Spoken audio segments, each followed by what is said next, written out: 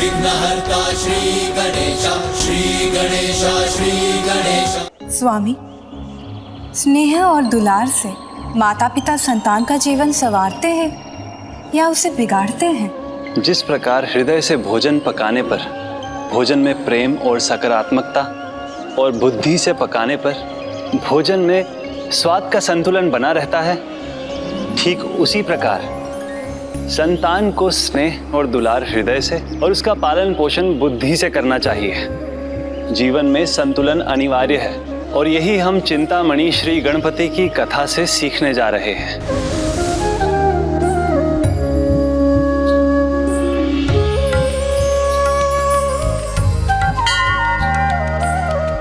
प्रणाम प्रभु चिंतामणि गणपति जी। चिंतामणि, अद्भुत है प्रभु का ये नाम, जिसके उच्चारण मात्र से आशा और विश्वास जगाने वाले वरदान का आभास होता है।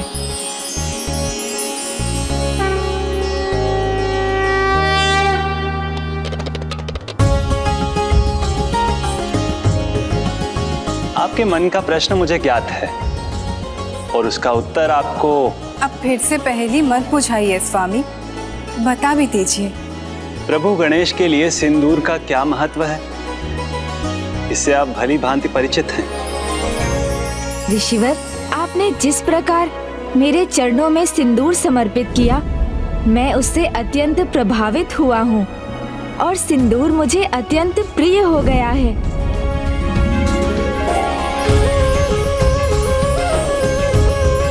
ऋषि कपिल, प्रभु गणेश के महान भक्त सिंदूर के लेप का प्रयोग कर अपने आराध्य को प्रसन्न करने के लिए तत्पर रहते थे। प्रणम्यं शिरसा देव गौरी पुत्रं विनायकं भक्तावासं स्मर नित्यं आयुः कामार्थ सिद्धये।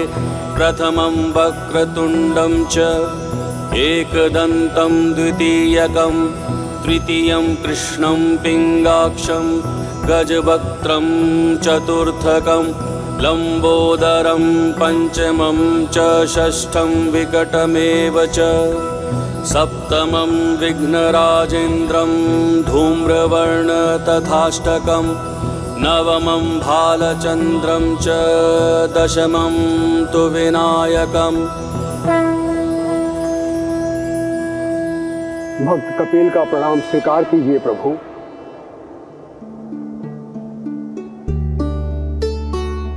राजन, भगवान श्री गणेश जी की पूजा में अद्भुत शक्ति है।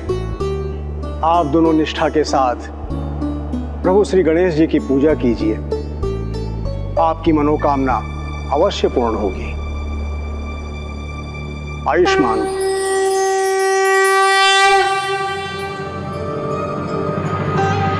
और इस प्रकार ऋषि कपिल से प्रेरित होकर महाराजा अभिजीत और महारानी गुणवती भी गणेश जी की भक्ति में लीन हो गए।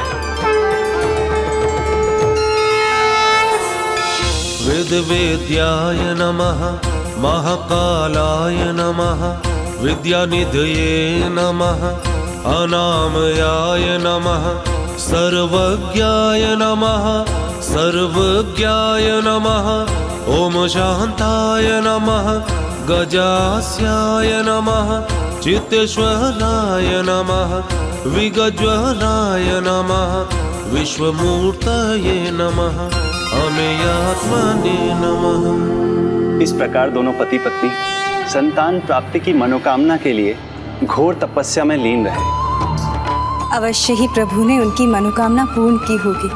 हाँ देवी, वर्षों तक अटूट भक्ति में लीन रहने के फलस्वरूप उन्हें पुत्र की प्राप्ति हुई, जिसका नाम उन्होंने रखा कर्ण।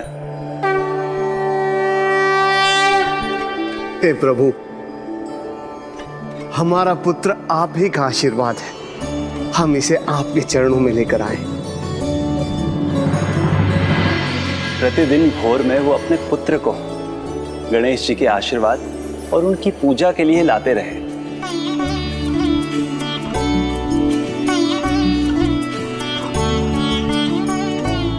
और देखते ही देखते वो शिशु की आयु बढ़ने लगी और वो बालक बन गया।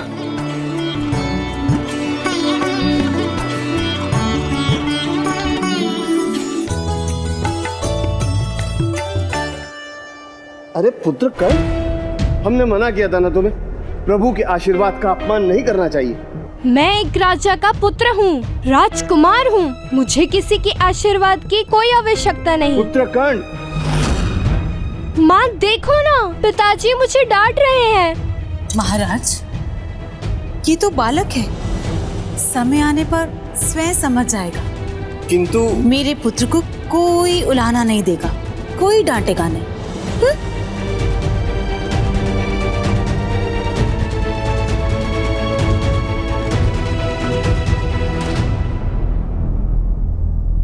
पुत्र,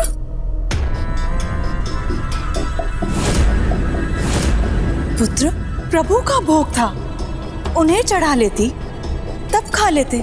उसका क्या लाभ? आप तो प्रतिदिन भोग चढ़ाते हो ना। कभी देखा है आपके प्रभु को भोग खाते हुए? ये तो भक्ति भाव है पुत्र, इसमें किसी भी प्रकार का संशय का कोई स्थान नहीं। ध्यान रखना। पिताजी देखिए ना माँ को, आपकी बातें ये भी मुझे डांट रही हैं। यही सब सुनना था तो मेरा जन्म ही क्यों हुआ? जाने दीजिए महारानी, बालक ही तो है, बड़ा हो जाएगा तो स्वयं समझ जाएगा। पिता कुछ समझाते तो माँ रोक लेती, माँ कुछ समझाती तो पिता, और इसका लाभ उठाना उसे भली भांति आ गया था, इसीलिए वो जो चाहता वही करता था। पुत्र, ऐसे साधु निशानों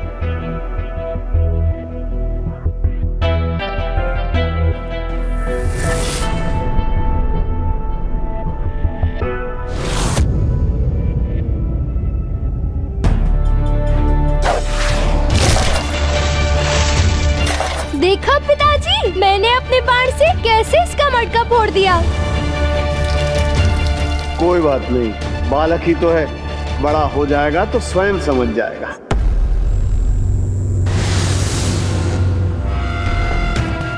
ओहो, अभी आनंद आएगा।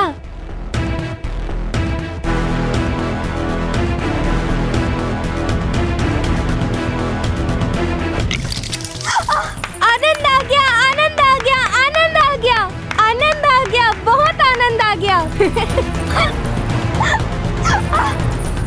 कोई बात नहीं, छोटा है, धीरे धीरे समझ जाएगा। हे, आनंद आ गया, हे, आनंद आ गया, आनंद आ गया।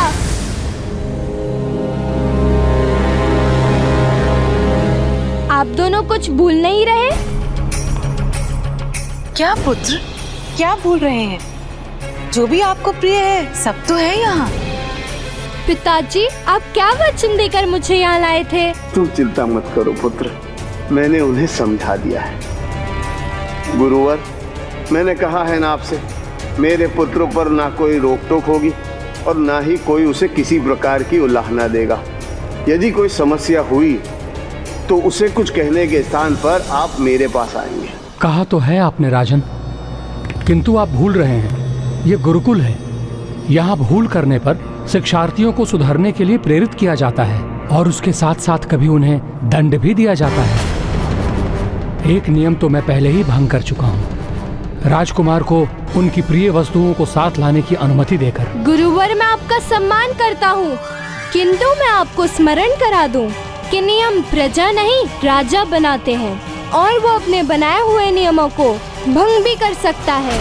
और आप राजा नहीं, इस राज्य की प्रजा हैं, एक साधारण गुरु हैं, इसलिए उचित यही होगा कि आप अपनी मर्यादा में रहें, अन्यथा आपको ये पद भी त्याग करना पड़ सकता है।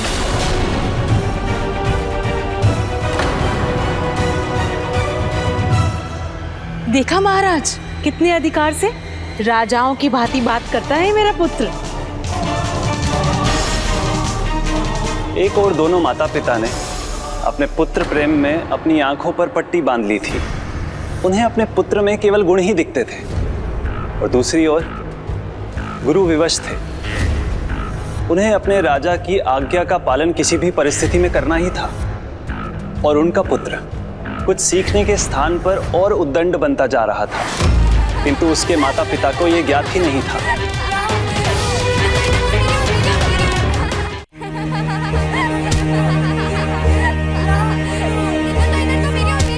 वाह राजकुमार कर्ण, आपने तो गेंद लपक ली। राजकुमार, आप कहाँ जा रहे हैं? हमारी गेंद तो दे दीजिए। मैंने पकड़ी तो मेरी हो गई।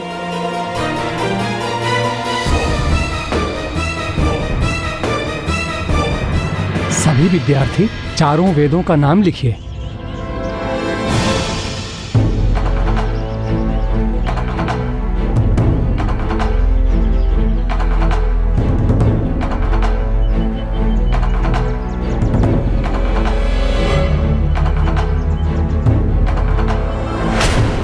राजकुमार, ये मेरी है, मैंने इस पर लिखा है। मैंने छीनी तो मेरी हो गई।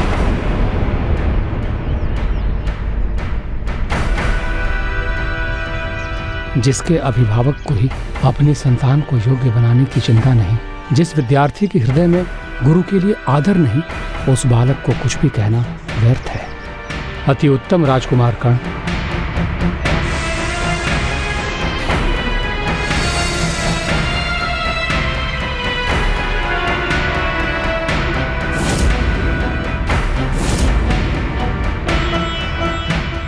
मैं इसे भूमि पर नहीं सोऊंगा। ओह, गुरुदेव के पास तो ये खटिया है। गुरुजी गिर गए, गुरुजी गिर गए, गुरुजी गिर गए। अब मैं इस पर विश्राम करूंगा। राजकुमार कर्ण, ये शिष्यों के लिए नहीं है। हाँ जानता हूँ, पर अब ये मेरे पास है तो मेरी है।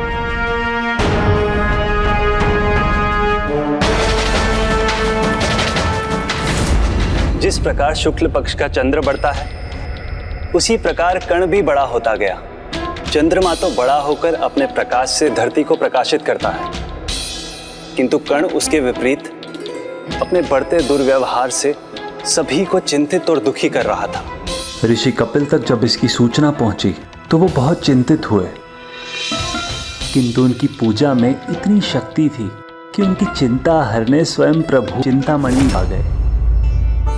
प्रभु, भक्त आपसे वरदान पाकर अपने वरदान का सदुपयोग करना भूल जाते हैं, अपने दायित्व को भुला देते हैं।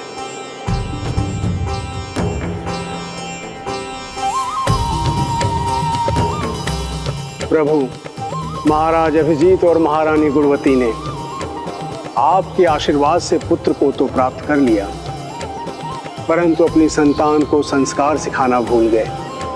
जो माता अपनी संतान को शिक्षा न दे सके, वह माता नहीं, उसकी शत्रु है। जो पिता अपनी संतान को उसका कर्तव्य न सिखा सके, तो उसका बैरी है। प्रभु, कर्ण इतना बिगड़ चुका है कि सभी मुझसे हस्तक्षेप करने का अनुरोध कर रहे हैं। हस्तक्षेप तो आपको करना ही होगा ऋषिवर।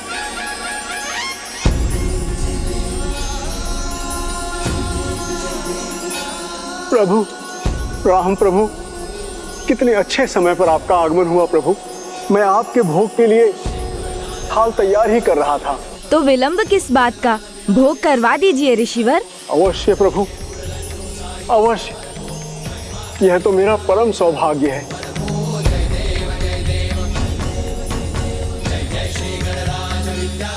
लीजिए प्रभु। ऋषिवर मेरी भक्ति में इतने खो गए कि छिलके और फल का भेद ही भूल गए।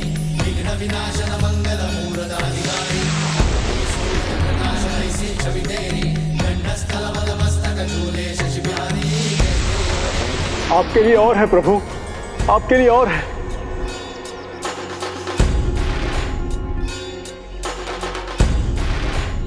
ये मैंने क्या कर दिया प्रभु?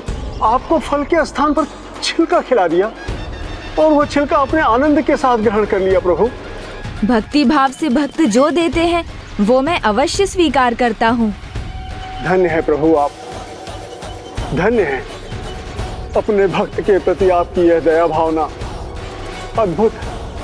आपकी लीला अद्भुत है प्रभु, आपकी लीला अद्भुत है। अवश्य, और मेरी अगली लीला में आपका भी अत्यंत महत्वपूर्ण भाग है। राजकुमार कर्ण को लेकर आपकी चिंता इसी आश्रम में दूर होगी। आपके हस्तक्षेप से न केवल उसके माता पिता अपनी भूल समझेंगे, अपितु स्वयं राजकुमार कर्ण भी दूसरों की वस्तुओं पर अपना अधिकार जताने की बुरी लत को छोड़ देगा।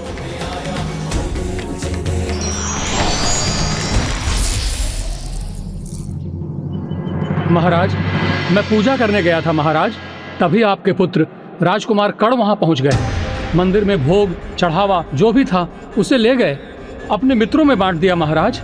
मैं और मेरा परिवार उसी पर निर्भर हैं। अब मैं क्या करूं? महाराज, मेरे हर फल को राजकुमार कर्ण ने झूठा कर दिया है। अब उन्हें कौन खरीदेगा महाराज? और अब मेरे परिवार वालों को मैं क्या खिलाऊंगा महाराज? महाराज, इतने श्रम के साथ मैंने मटके बनाए थे, किंतु आपके पुत्र राजकुमार कर्ण ने अपने मित्रों के साथ उन्हें अपने अभ्यास के लिए प्रयोग में ले लिया। उन पर लक्ष्य लगाकर मेरे सारे मटके फोड़ दिए। महाराज, आपका पुत्र राजकुमार कर्ण अपनी टोली के साथ मेरे दुकान पर आए और जितने भी समूल्य आभूषण उन्हें पसंद आए सब के सब बिना उनका मूल चुकाए ले गए। अब आप ही बताइए, इस राज्य में व्यापार कैसे कर सकते हैं? नहीं, ऐसा नहीं हो सकता। अभी गुरुकुल में उसकी शिक्षा संपन्न होने में समय शेष है। वैसे भी वो हमारा पुत्र है, वो राजकुमार है, उसे भला किस बात की कमी है? सब कुछ है उसके पास। ये राज्य और ये राजभवन सब उसी का तो है। तभी तो आपका पुत्र अपने राजभवन लौट आया। और वैसे भी एक होने वाले राजा की शिक्षा उस गुरुकुल में कहाँ हो सकती है? वो तो राजभवन में ही संभव है।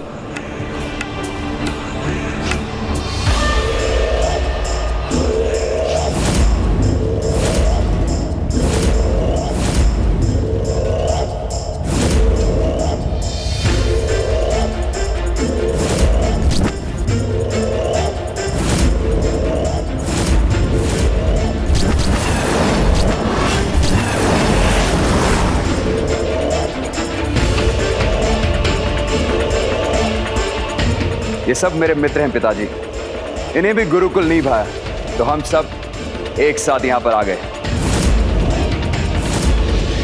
अब मैं इन्हें सिखाऊंगा और जब मैं राजा बनूंगा तो ये होंगे मेरे सेनापति। नहीं पुत्र, न वो उचित है जो तुमने किया और न वो जो तुम करने की सोच रहे हो। तो क्या ये उचित है? आपका पुत्र राजकुमार कर्ण ये राजसी सुख त्याग कर भूमि पर सोए, साधारण वस्त्र पहने। माँ, अब अनुमान भी नहीं लगा सकती कि हम सब कितने कष्ट में रह रहे थे। तुम चिंता मत करो पुत्र, अब हम तुम्हें कोई कष्ट नहीं होने देंगे। तुम्हारी शिक्षा की व्यवस्था इसी राज्य भवन में कर देंगे। महाराज, आप केवल पुत्र के ही नहीं, थोड़ी चिंता आपकी प्रजा की भी कीजिए। देखिए, सत्य आपके सामने है। पुत्र, राजकुमार हो तुम, राज्य के युवराज हो, मेरे उत्तराधिकारी हो, तुमसे ये आशा नहीं की थी। ये प्रजा, ये राज्य सब तुम्हारे ही तो है, और फिर तुम्हें किसी से कुछ छीनना शोभा नहीं देता। तो पिताजी, जो मेरा है उससे छीनना क्या? बचपन से लेकर आज तक इस राज्य भवन में जो मुझे अच्छा लगा वो मैंने ले लिया। यही मेरा स्वभाव है और आप तो इस बात को भली भांति जानते हैं। और यदि मैंने कुछ छीन भी लिया तो क्या हो गया पिताजी?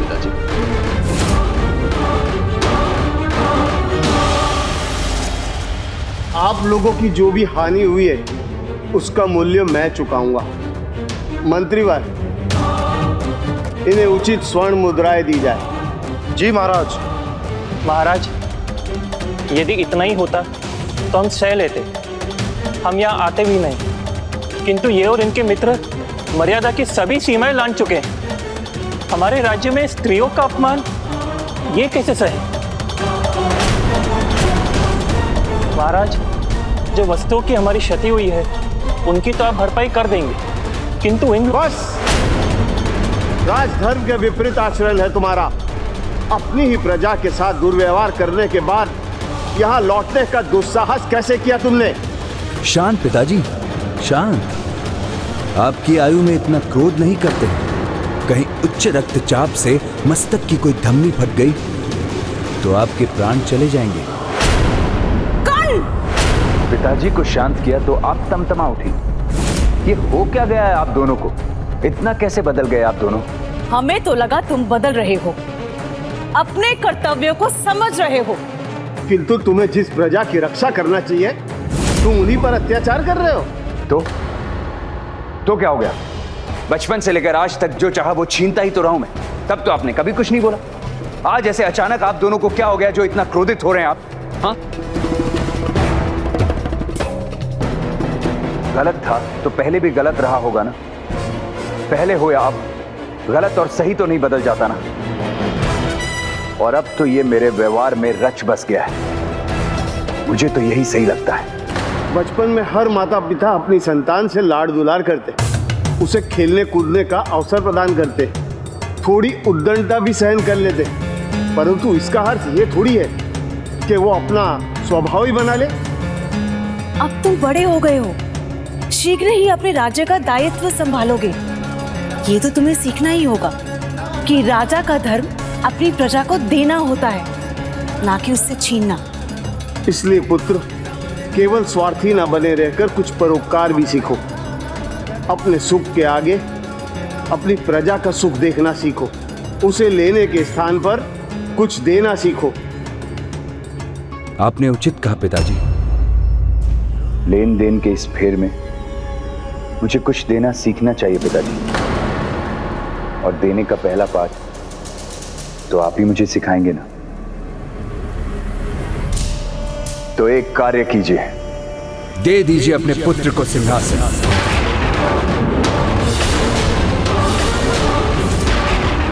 जो कल देंगे वो आज दे दीजिए। इतना विचार मत करिए पिताजी। त्याग दीजिए अपने इस राज मुकुट को और मुझे त्याग करना सिखा दीजिए। नहीं ना, ऐसा नहीं कर सकते ना? कठिन होता है ना राजपाट को त्याग देना। तो अच्छी बात है, आप मुझे देने की सीख नहीं दे सकते, किंतु अब मैं आपको सिखाऊंगा कि किसी से छीना कैसे जाता है। ये उद्दंडता कदापि मत करना पुत्र। माता पिता का अपमान करना पाप होता है पुत्र। ये पाप मत करना। कहीं तुम्हारे बुरे कर्मों के कारण तुम्हें ईश्वर से माफी ना मांगनी पड़ जाए पुत्र।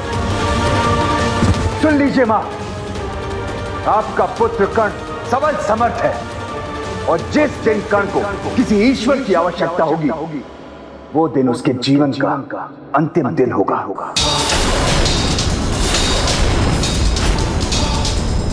कर्ण जो चाहता है वो छीन कर ले ही लेता है।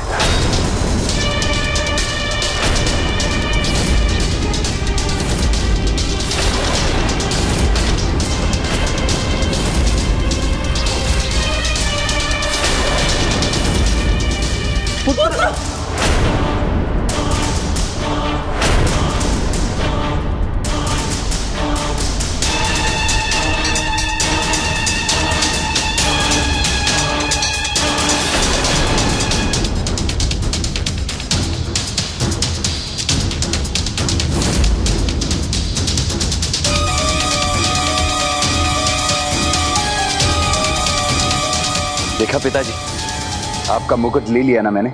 अच्छा हुआ जो आपने स्वयं नहीं दिया, क्योंकि छीन कर लेने का आनंद ही कुछ और होता है। आप बैठे क्यों?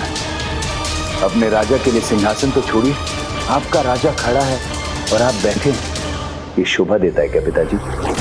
मुझे यहां से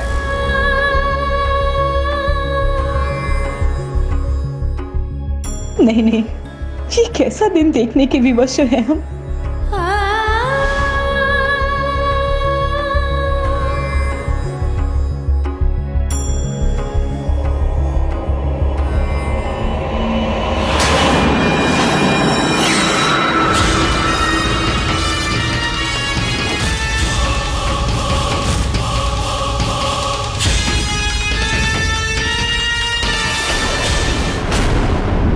हे प्रभु, हे गणेश जी, ऐसा पुत्र नहीं मांगा था हमने जो अपनी मां के सामने ही नहीं, भरी सभा में अपने पिता का अपमान करे। ऐसे पुत्र के लिए तपस्या नहीं की थी हमने। दोष प्रभु का नहीं, दोष हमारे वरदान का नहीं, दोष तो हमारा है। हमने ऐसा पुत्र नहीं मांगा था और न ही प्रभु ने हमें ऐसा पुत्र दिया। हमने जिस प्रकार इसे बड़ा किया, इसका पालन पोषण किया, इसकी गलतियों को इसके बचपन का खेल समझा, ये तो उसी का परिणाम है।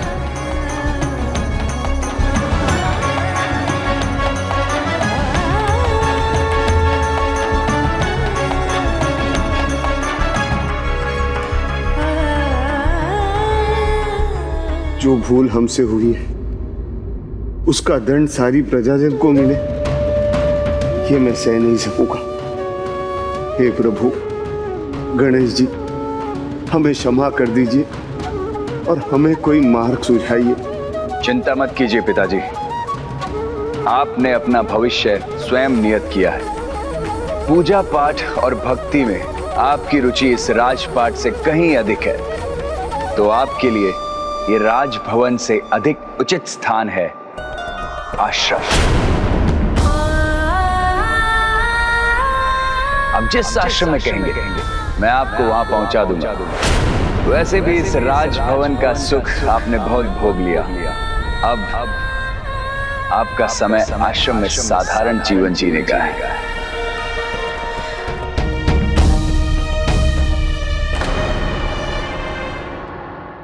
प्राण देने वाली वायु, जीवन देने वाला जल और ऊर्जा देने वाला भोजन तन और मन के पोषण के लिए आवश्यक है, किंतु आवश्यकता से अधिक लेने पर ये सभी भी प्राणघातक बन जाते हैं। अति सर्वत्र वर्जते। ठीक उसी प्रकार बल्लाल की कथा में अति अनुशासन बल्लाल का बाधक बना। वही कर्ण की कथा में अति स्वतंत्रता के कारण कर्ण ने उद्दंडता की सभी सीमाएं लांघ दी। जिस पुत्र को इतने दुलार से पाला, वही पुत्र अब महाराज और महारानी को कपिल के आश्रम में भेजने को आतुर था, किंतु जो होता है और जो हो रहा था, ये तो प्रभु गणेश की ही लीला है और ये स्वयं कर्ण को भी ज्ञात नहीं था।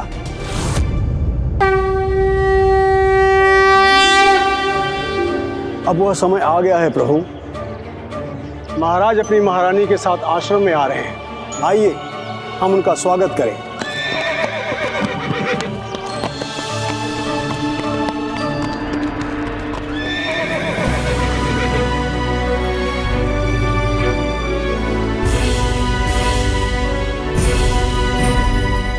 हमारे आश्रम में आपका स्वागत है।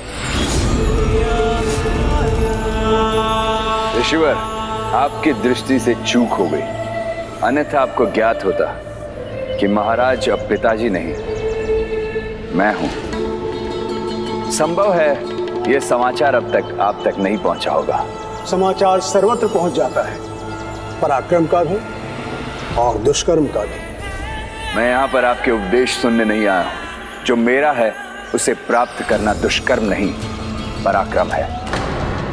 किंतु मेरा पराक्रम मेरे माता पिता नहीं सह सकेंगे, इसलिए उनके लिए यही उचित होगा कि वो अपनी अशांति को यहाँ पर आपके आश्रम में रहकर शांत करें। आप तनिक भी चिंता न करें। महाराज और उनके परिवार के लिए मैं जो भी सहायता कर सकता हूँ मैं अवश्य करूंगा। आप सबका स्वागत है। उचित है, तो मैं चलता हूँ ऋषिवर। रुकिए राजन, आप लंबी यात्रा करके आए हैं। आप हमारे आश्रम में विश्राम कर हमें आपकी सेवा का अवसर प्रदान कीजिए। ऋषिवर, आश्रम की ये जो दरिद्रता है ये मुझे नहीं भाती। आप भला क्या स्वागत करेंगे मुझ जैसे समृद्ध राजा का? राजन, ऋषि की भक्ति राजा की समृद्धि से कम नहीं होती। हम तो स्वयं ईश्वर का स्वागत करते हैं, आपका भी यथोचित स्वागत करेंगे। अच्छा, क्या है आपके पास जिससे आप मेरा स्वागत करेंगे? ईश्वर की कृपा से ईश्वर का दिया सब कुछ है। उचित है, किंतु मैं अकेला नहीं हूं। मेरे साथ मेरे लोग हैं और सभी भूखे हैं। उन सभी के लिए भी आपको भोजन की व्यवस्था करनी है, किंतु स्मरण रहे भोजन पर्याप्त होना चाहिए। कोई भूखा ना रहे ऋषिवर। पुत्र, अनुचित मांग है ये तुम्हारी। आप तनिक भी चिंता न करें, यह तो मेरे लिए कुछ भी नहीं है। मैं अवश्य भोजन करवाऊंगा आपको और आपके लोगों को। अच्छे से विचार कर लीजिए ऋषिवर, यदि आप ऐसा करने में असमर्थ रहे तो ये आपका आश्रम मेरा हो जाएगा। स्वीकार है राजन, आप निश्चिंत रहिए, आप सबका हमारे आश्रम में स्वागत है।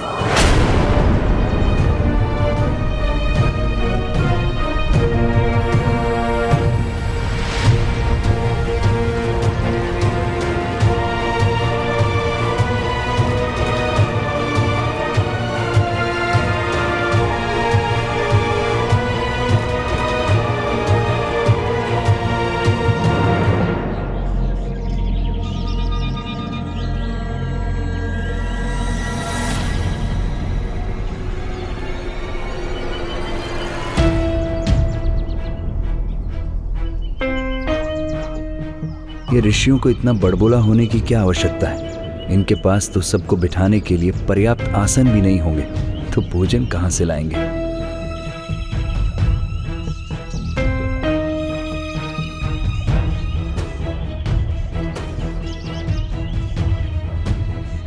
कपिल मुनि तो मात्र एक पात्र थे गणेश जी की लीला के। कर्ण को नहीं पता था कि वो एक ऋषि को नहीं अपितु गणेश जी के एक प्रिय भक्त को चुनौती दे रहा था। फिर हुआ वही जो गणेश जी ने रचा था।